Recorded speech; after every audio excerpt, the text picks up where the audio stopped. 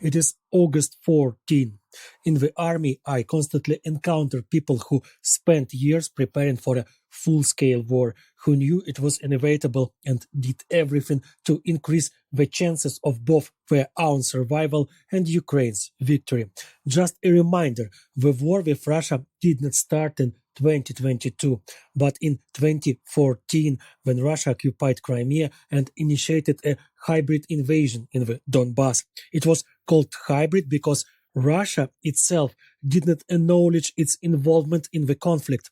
Its soldiers fought with the insignias and under flags of the Kremlin-invented so-called People's Republic, which supposedly randomly found weapons and equipment in the fields, including tanks and missile launchers. The whole world understood that it was a lie, that there were no People's Republics, that this was a Russian occupation of parts of Ukrainian territory, and that under the guise of local militias, professional military Russian personnel were actually waging war against Ukraine. However, everyone pretended to believe the Russian falsehood because trading with Russia was so advantageous. Even after the Russian shot down a civilian Dutch plane with a supposedly found in the field missile launcher, the world did not cease cooperation with Russia. At that time, cheap oil and gas seemed more valuable to many than human lives and democratic principles. And it's not just foreigners. Within Ukraine itself, there were plenty of people who were willing to give up both Crimea and Donbass in exchange for Russian money.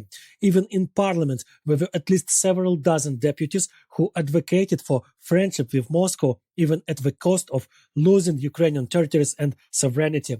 So until the full-scale Russian invasion in February of last year, the world and many Ukrainians themselves did not grasp the real threat we were all facing. It's quite astonishing that there were thousands of individuals who were truly preparing for a major war, investing their own money, time and efforts into this preparation. For example, in Kharkiv, I met a man who was a very successful businessman before the full-scale invasion. As early as 2014, he realized that an attack on Kharkiv was inevitable and began preparing for it.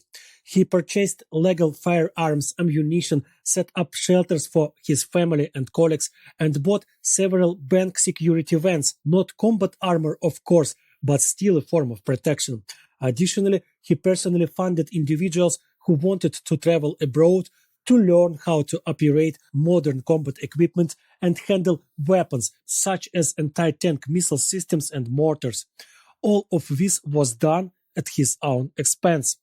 There was also a lawyer who rallied people around him willing to resist the Russians, and every year he would take these individuals to training sessions with Western instructors. They would all take time off work, board airplanes, and head off to train in combat and survival under the harshest conditions.